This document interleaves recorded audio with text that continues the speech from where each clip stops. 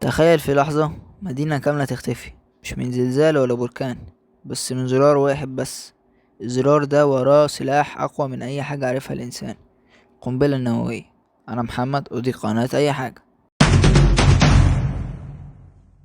القنبلة النووية بتشتغل على حاجة اسمها الانشطار النووي، يعني ذرات العناصر بتتفكك وتنفجر وتطلع طاقة خرافية.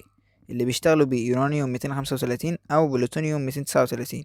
وفي نوع تاني أقوى بكتير اسمه الاندماج النووي، وده اللي بيحصل في القنبلة الهيدروجينية، وده موضوعنا في الحلقة الجاية إن شاء الله. في 4 أنواع رئيسية للقنابل: القنبلة الذرية ودي اللي اتضربت على هيروشيما، القنبلة الهيدروجينية ودي أقوى بكتير من الذرية، قنبلة النيوترون بتقتل البشر وتسيب البنايات، القنبلة القذرة مش انفجار ضخم بس بتلوث المكان إشعاعيا لفترة طويلة. القنبلة اللي اتضربت على هيروشيما قتلت أكتر من 140 ألف بني آدم، لكن أقوى قنبلة في التاريخ كانت السار بومبا الروسية. قوتها كانت 50 ميجا طن، يعني 3000 مرة أقوى من اللي اتضربت على هيروشيما. القنبلة وقعت، أول حاجة بتحصل هي حرارة خرافية ممكن تدوب الحديد، بعدها موجة ضغط بتكسر كل حاجة حواليك، وبعد كده يجي دور الإشعاع اللي بيفضل سنين بيدمر في الناس والبيئة. النووي مش في ايد الكل، بس الدول اللي معاها ممكن تنهينا في لحظة. اللي مؤكد عندهم نووي هي أمريكا وروسيا والصين، فرنسا، بريطانيا، الهند، باكستان، كوريا الشمالية.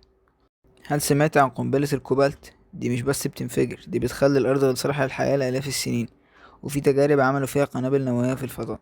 النووي بقى سلاح رادع، يعني لو حد استخدمه التاني هيرد عليه والعالم كله هيولع. ده اللي بيخلي الحرب النووية دايما عن حافة، بس لسه موقعتش. لو الدنيا فيها سلاح يقدر يخلص على البشرية، تفتكر وجوده نعمة ولا نقمة؟ سيب لي رأيك في الكومنتات، ومتنساش اللايك والاشتراك.